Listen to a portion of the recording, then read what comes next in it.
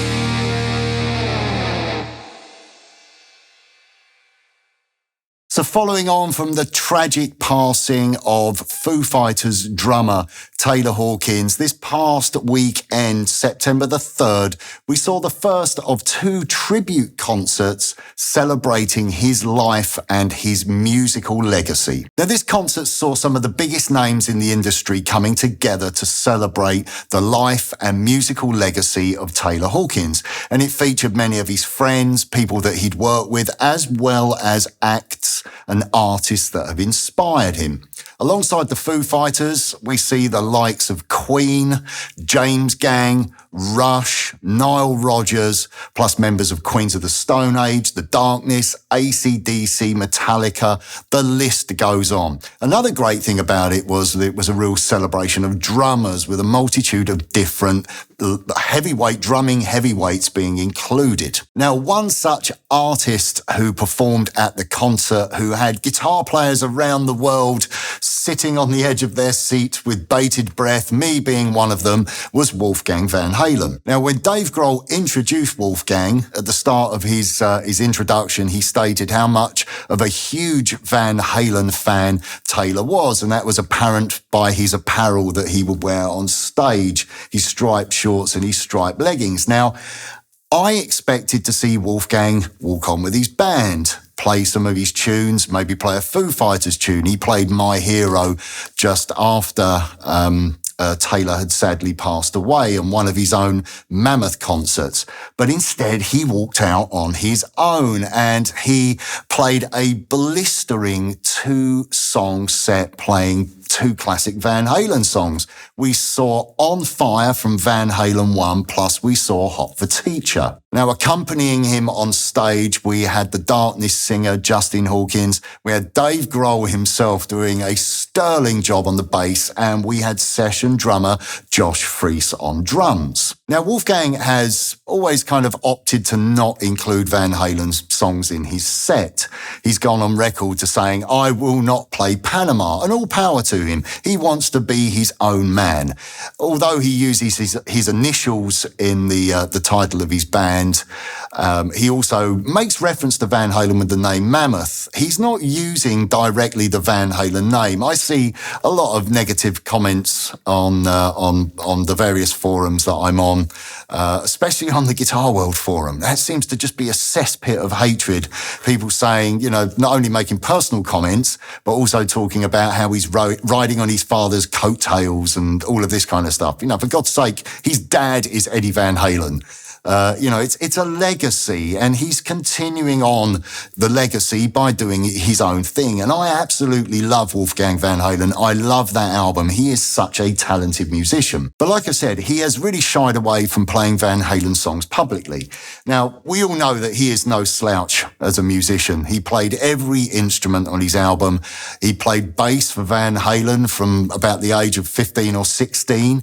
And I've seen footage of him playing a 5150, playing Eruption, and obviously there are moments on his debut album where he really shines as a guitar player, but he kind of steers away from doing his dad's thing. But on this occasion, he absolutely nailed it. I had tears in my eyes. I don't think I've ever heard anyone sound so much like Eddie.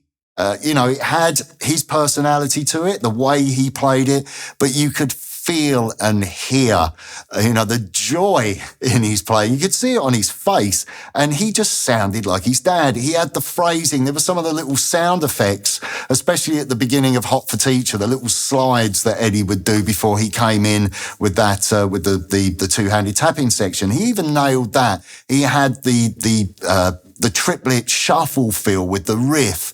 He had all of the licks down. It was absolutely seamless, and you can see the joy on Dave Grohl's face. Now, this also raises the question about the Van Halen tribute concert, if it will happen. But, for my money, it's got to be Wolfgang. There are some great guitar players who have been named.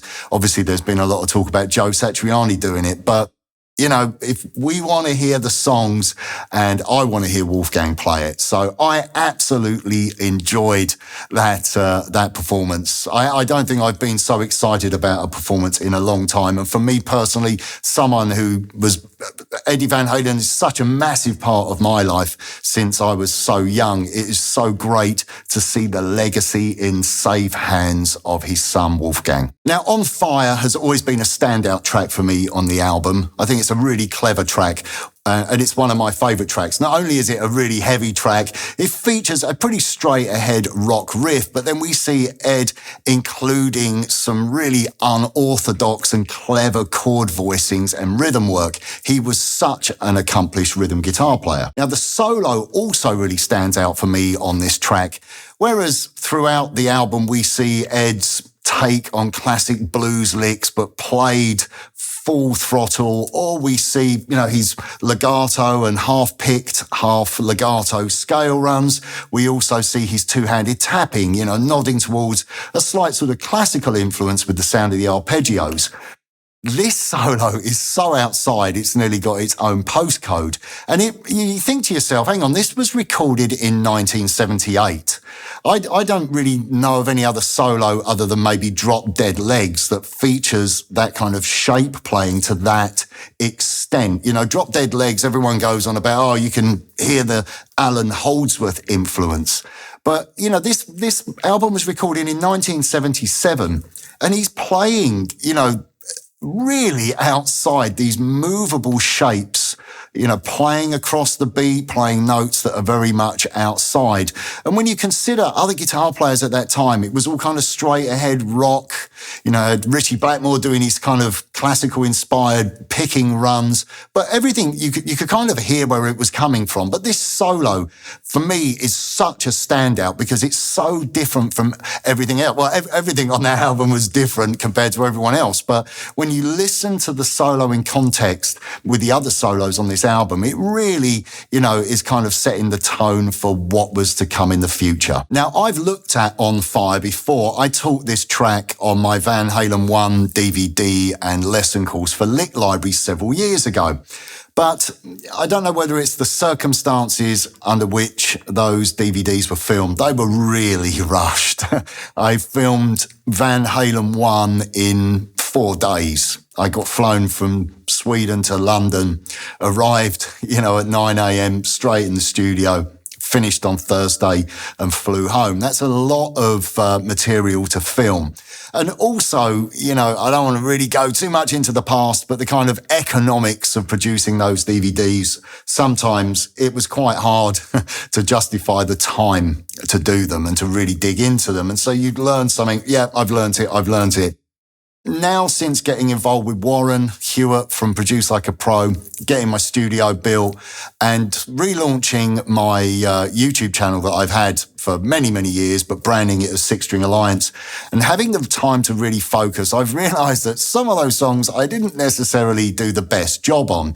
And On Fire is one example of that. I've found a few fundamental errors that I made with the rhythm playing and the solo as well. So we're going to be correcting those today. Now, Ed used his Ibanez Destroyer, the Shark guitar, to record this track. And this guitar was used a lot on Van Halen 1. Basically, he opted to use this guitar whenever he didn't need a whammy bar.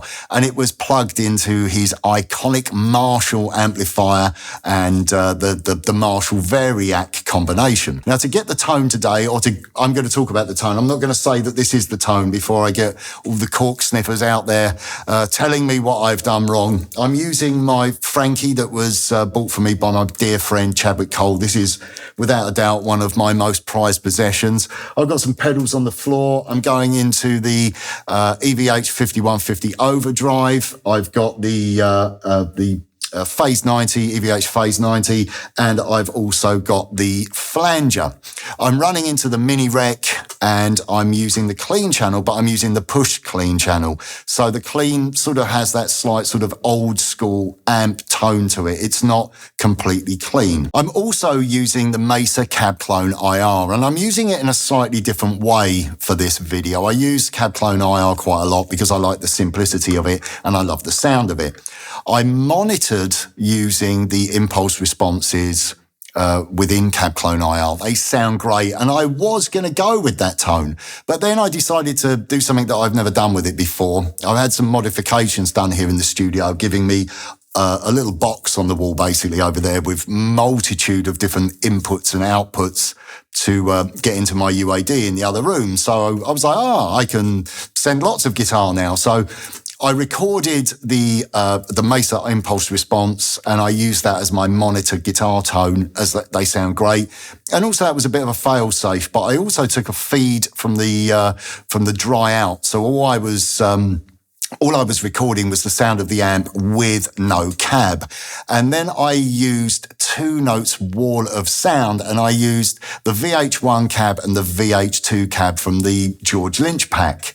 One of these IRs, these Dyne IRs, has the 25-watt greenbacks, and the other one has the JBLs. And when you blend them together using the 57s, you really do get that reference to that iconic tone, reference to that iconic tone. Now, as well as that, I spoke to Warren about this, and Warren has worked a lot at Sunset Sound, and we were on Skype discussing it, and he started texting the owner of Sunset Sound about it, and he was coming back with some fantastic information. I used the Sunset Sound reverb, which is made by IK Multimedia, and I used Studio One. Now, I put the drums in Studio One, I put the bass that I recorded into a Studio One booth, and then I used the chamber, the Studio One chamber, which is basically like a PA speaker in a long room, and I used that for the reverb effect. The mixing desk, I can't remember the name of the desk. It was a custom-built desk, but it had API EQ, so I used the API EQ on my UAD. I panned the guitar over to one side, although the reverb on the original sounds pretty central because there's a lot of reverb on both sides. I kicked it over a little bit just to give a little bit of separation, and then on the solo I added the Echoplex from the UAD. Again, I don't think the Echoplex was on there per se. I know he used it a lot to drive the amp, but I put it on there. I just thought it sounded nice. Again, this is I should put a disclaimer that this is my own interpretation, both performance-wise and sound-wise, of this track. So let's take a look at the introductions to start off with. We have the power chords of E5, D5, C5, D5, and then B5. Now, when you're playing those power chords, you're actually adding the fifth in the bass, so it's got a lot more of a kind of thicker sound to it.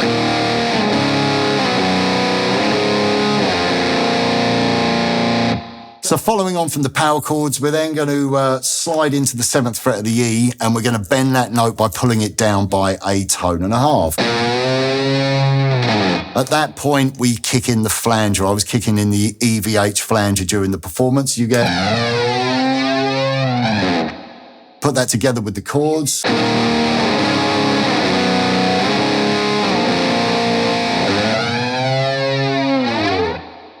So following on from that section, we go around the power chords again, but this time we eliminate the final B5. So we have... We kick the flanger in, we drop down, and we play a string bend on the G. That's 4 up a whole tone and then pull off to the 2nd fret. And then we're just sliding up on the G string chromatically whilst we play some tremolo pickings. You get...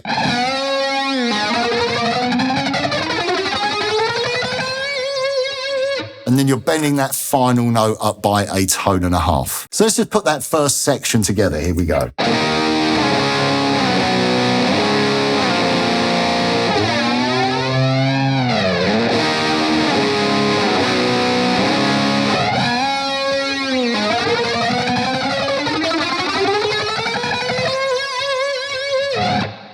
You're kind of bending up gradually as you keep that tremolo picking going. So on to the next section. The next section is this little kind of percussive figure that precedes the main riff. And I must admit, this is one of the sections that I taught wrong, so I'm now correcting it for you. It's played by resting your 3rd finger on the 6th fret of the A, the D, and the G string. And on the G string, you get this sort of partial harmonic.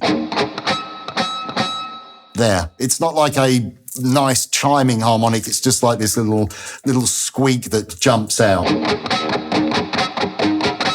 Okay, and you're just playing this little percussive figure.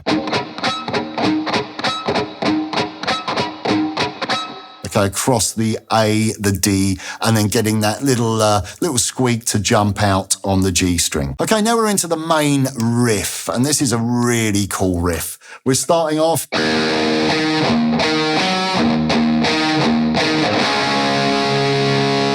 You're kind of pedaling off of the low E string onto the 7th fret of the A. Play the 5 on the D. And then we play the open E again. Then a D5. Then we have a down slide. Now the slides are really important. Sometimes he slides up, sometimes he slides down. Then we go round the riff again.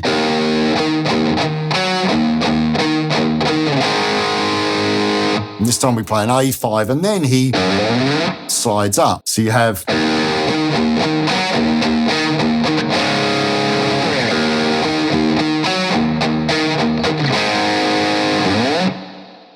Okay, then we go around again.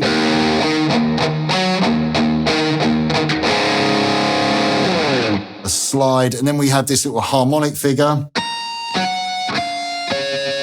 Playing harmonics on the 5th fret of the B and the G, and on the 7th fret of the B and the G. And then we have a slide into the A5 chord. Now, I just want to talk about the picking. I know full well that I didn't pick it correctly. I'm fully aware of the inadequacies of my own guitar playing. I don't have a particularly strong picking hand, and so I tend to play things how I play them, you know. That's how I play. But, you know, really, I think potentially it was played all down pick. So.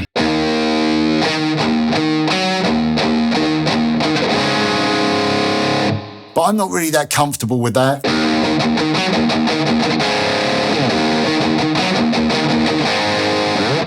Or maybe so, I just, you know, kind of slipped into the way that I play. Now, I tended to use a mixture of alternate and down picks. Watching Wolfgang play it, he was doing the same in places. I just think it was, you know, just a natural thing, however you play it. But I was doing this. Now, I played an up pick on that G note, which I don't really think was necessarily the right pick direction for that. That probably should have been a down, so.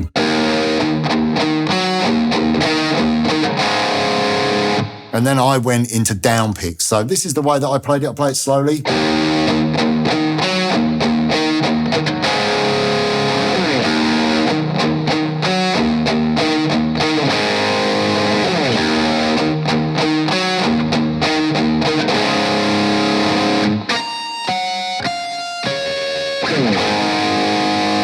It probably would sound better with the, I think that G note needs to be a down pick. So again, once I shot the performance, I was a bit like, I could have got that a bit better.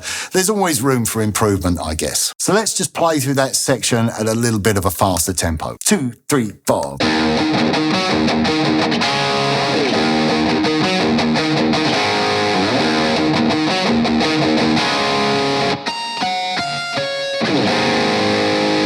Like I said, if you've got your down picks down, that will probably sound a little bit better. Or at least if you use alternate, maybe try and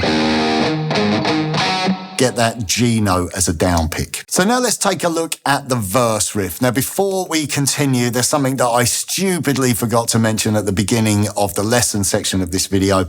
My guitar is in E flat tuning. I am down tuned by a semitone. It suddenly popped into my head. I've got all my notes written here, and E flat was written and I completely overlooked it. So sorry about that. So let us continue. Just thought I'd better clear that up.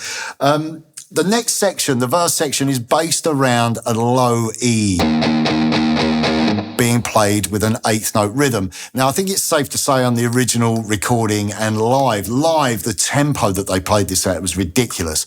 I think it's safe to say that it was being played with down picks. Again, I have a pretty weak picking hand, and to work this up would probably take me quite a lot of time, and I wouldn't be that confident with my timing. So I did opt to, which I felt sort of sat in the pocket a little bit more. As I said already, this is kind of my interpretation. I'm playing it the way that I sort of feel comfortable. For those of you that are going to go, you played it with this or that, I am fully aware of that. I don't profess to be any form of Van Halen clone. I just love his playing, and I really enjoy studying his playing and taking bits from it. And obviously, you know, you have to bear in mind when you're studying someone's playing, this is the way that they play. This is natural to them. And I think we have to take that into consideration when looking at our own playing. So we're going to be playing this E, this low 6th string. And then we have a slide down on beat 4 from approximately the 12th fret. It doesn't really matter. So you get this. And then we continue with that 8th note rhythm. And then on beat 3, we do an upward slide. So put that together. And as I said, I played that to speed with alternate picking. If you try and do that with the down picking, You know, I think it's got more of a driving sort of sound to it. But again, like I said, the way I play, it felt a little bit more in the pocket with the alternate strumming. That being said, when we went to the D5, I did use down picks for that. So we played the D5. Then here we have this, it's like a C sus2 chord, then a G over B. Again, this is quite hard to hear on the original recording, but in video footage, you can clearly see Ed's hand in this position. The footage that I found is not very clear and it's shot quite far back, but at least you can kind of judge that from the position of his hand. So we put that together.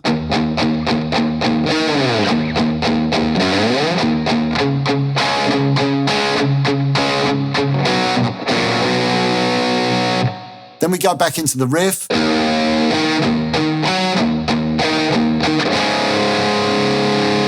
At this point, you're going to kick in the flanger, and then you're going to bend up the E note by a tone and a half.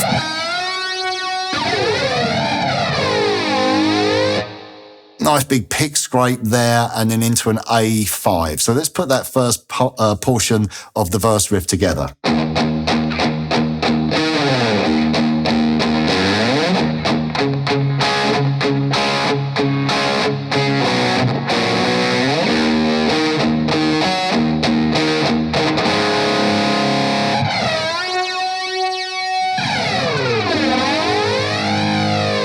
I love the sound of that when you kick the flanger in. It is instant Van Halen. Then we go round that riff again, but we change the position of the slides and the order. So you're going...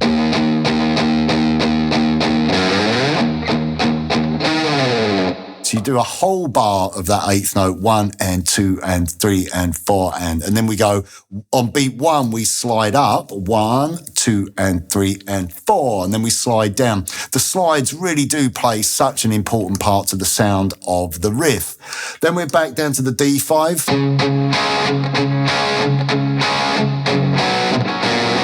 That's C add 9, G over B back to C add 9, or C sus2, sorry, should I say. And then we go back into the riff.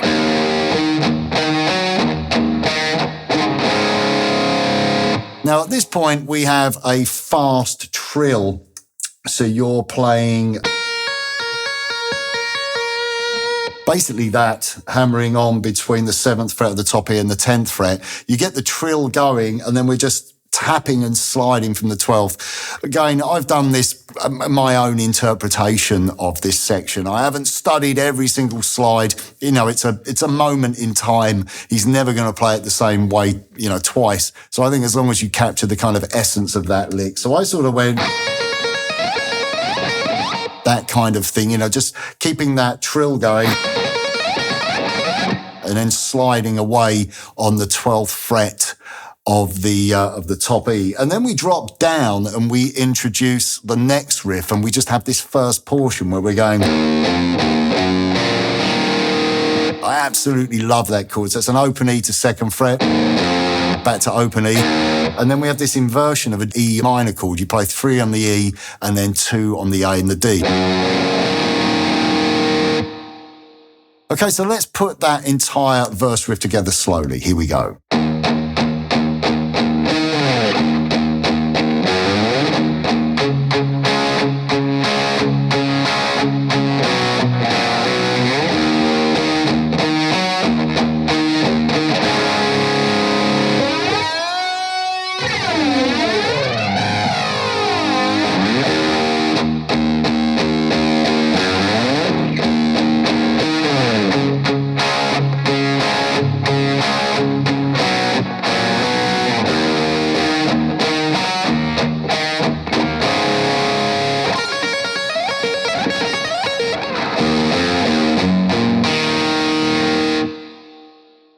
So let's play through that verse riff a little bit faster and put all of the parts together.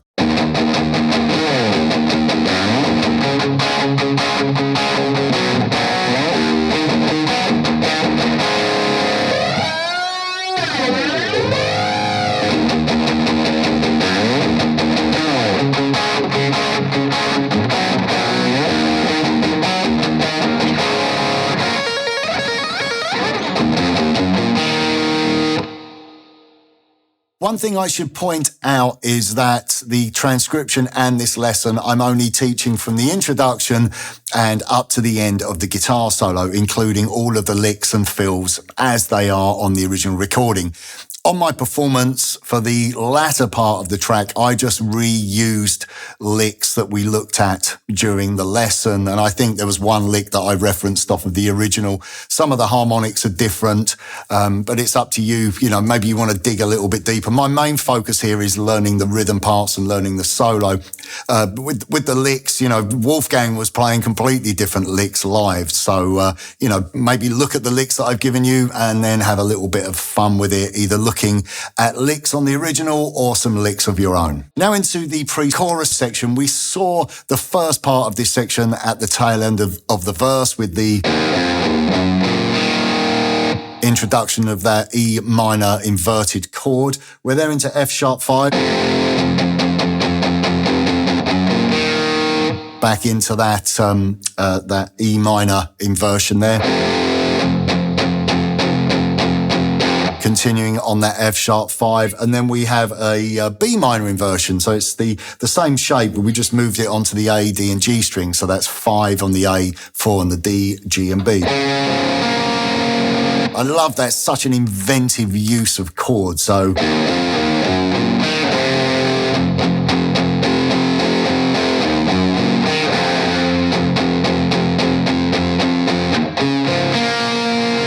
love it, you know, he was such a phenomenal rhythm player. Then we have a C sharp 5. Move up a semitone and then back down. Now on that section again, I felt more comfortable using alternate picking to drive those root notes. So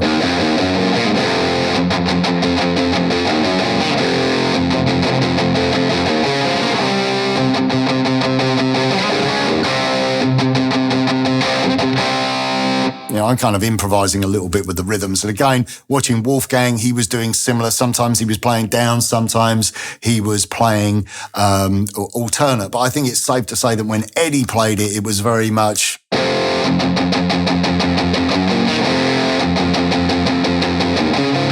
For me, it just, when I do it, it's just a bit lumpy. I just feel that it sounds a little bit better with the alternate strumming. So again, leave that up to you, whichever you find easiest, whichever, you know, works for you. But of course, you know, work on your downstrokes. So let's just put that section together slowly. Here we go.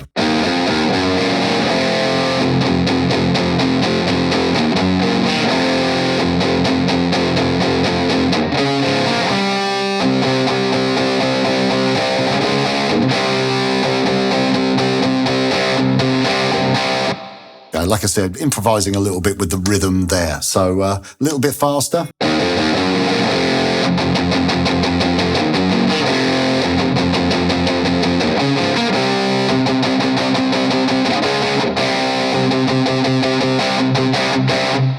Onto the chorus now. The chorus gives us a little bit of breathing space. We're using a double bar shape to form both an D major and an E major, but you're adding your little finger on the B string to play a sus chord. So we play 2 strums on D sus, just playing the D, G, and B strings, and then 2 strums on the D triad. So, and then move up to the E and add your little finger to play E sus. And then the open E. So you get this.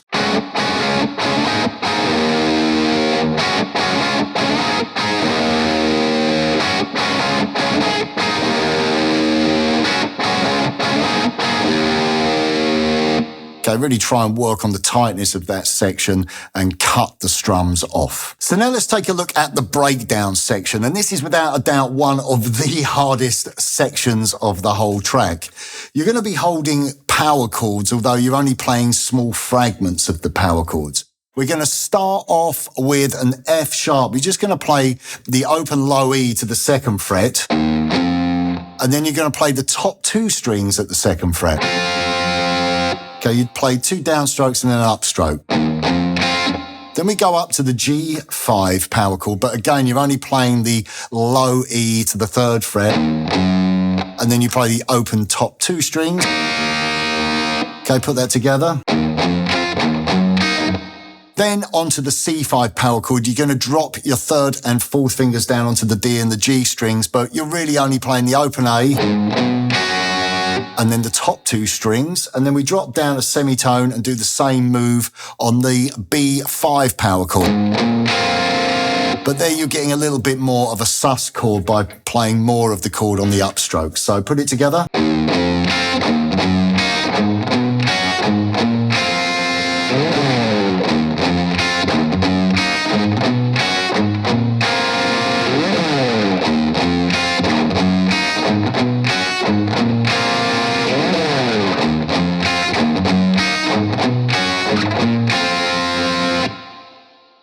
Okay, and now a little bit faster. This is really demanding.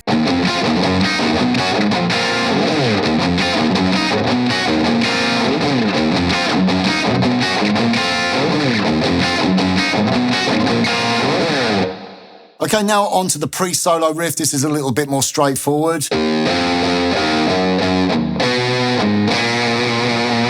Okay, so you're playing the open E to the second fret, back to open, then to the third fret, open, and then third fret A to open A, and then to the second fret A. So put that together. Second time.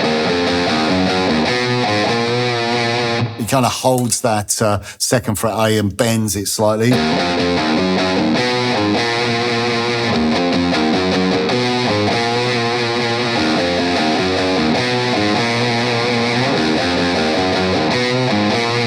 Again, he's just repeating over that riff. So that's a nice straightforward section. Let's play that riff slowly.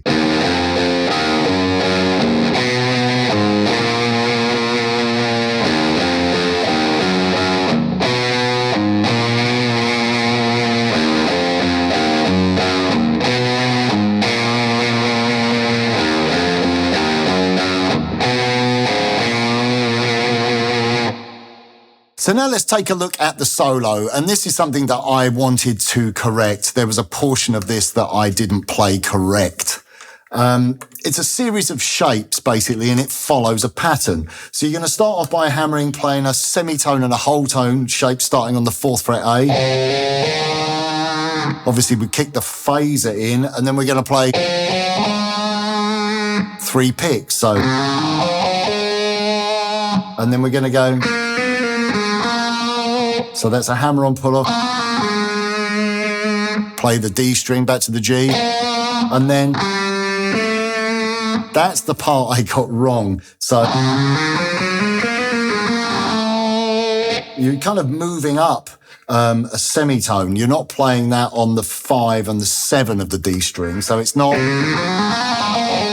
It's that pattern... But instead of playing that 5-7, you're playing 6-8. So, okay, then we repeat the pattern with whole tones, starting from the 5th fret A. Okay, now from the 6th fret, we repeat the pattern, but this time just stick with the semitone whole tone pattern.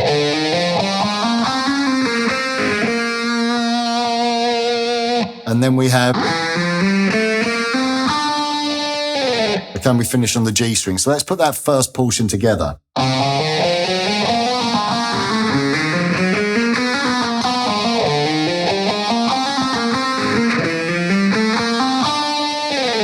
A little bit faster.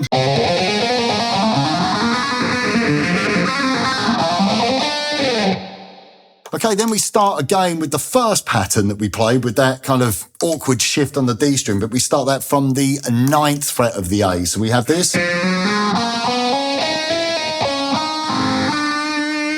So there we're playing the 11th of the D and the 13th of the D. So you're moving slightly out of shape. Okay, now we have a whole tone shape starting from the 10th fret of the A. So then onto the final section, and we have a slightly different pattern again. This time we're still playing that whole tone shape, but starting from the 12th fret. So we have this. And then,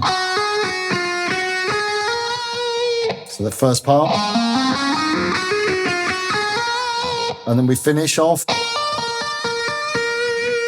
just doing that wide 2-hole tone stretch with your first and fourth finger. So put that second section together. We're going.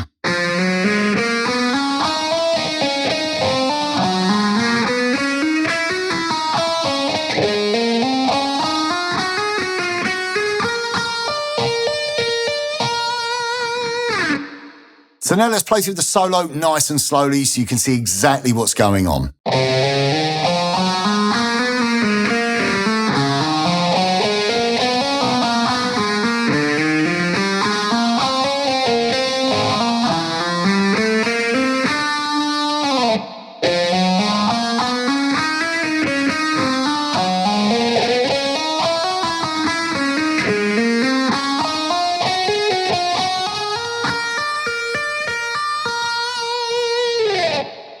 Okay, let's bring it a little bit more up to speed.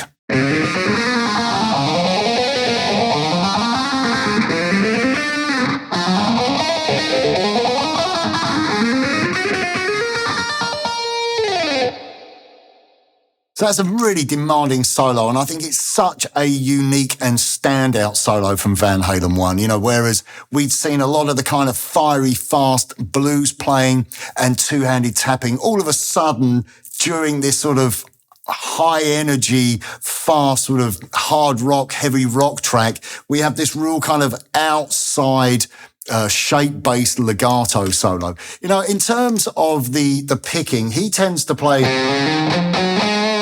He's quite percussive by playing the 3 picks like that. I put the phaser up. Okay, so try and get that little kind of percussive sort of burst of picking. I sometimes do it. Sometimes I only play the first 2 notes. So it just depends. Again, that was really natural for the way that Ed played. So, when you're trying to recreate some of this stuff, bear in mind that these things were, just part of his DNA. Okay, so that's it. I really hope you've enjoyed this lesson. As I've said before, this is my interpretation of it. I kind of played it the way that I feel easy. I do not anywhere say that I sound or play like Eddie Van Halen. I've seen that before. You sound nothing like Van Halen. I know I don't. I just love Eddie Van Halen and I love playing his stuff.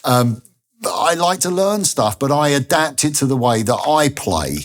And I think that there's absolutely nothing wrong with doing so. Of course, there's a lot to learn when you're really studying him. And some of those guys that really impersonate him have really got it down. I'm not one of those guys, but I still have a huge love for his playing and love really diving into it.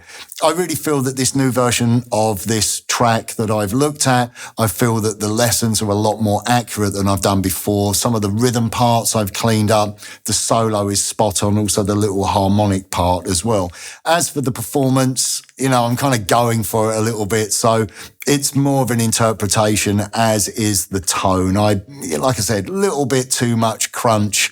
I didn't notice it at the time. The 5150 is a really hot pedal and it didn't sound as saturated using the Mesa IRs. Once I opened up the 2-note software and put on the 2 VH cabs, all of a sudden I was like, oh wow, that's really dirty. So, I should have maybe backed the gain off a little bit, maybe look at it as a slightly more contemporary interpretation of the tone. And like I said, I only taught from the beginning of the track up to the end of the solo. On the performance, after the solo to the end of the track, I've reused a lot of the licks and the fills. These are open to interpretation. Do not forget to click the link in the description where you can download the tab, the guitar profile and the backing track for free. So I really hope that you've enjoyed my tribute to Wolfgang's tribute to Taylor Hawkins and also Eddie Van Halen. We've not looked at any Van Halen here on the channel for a while, so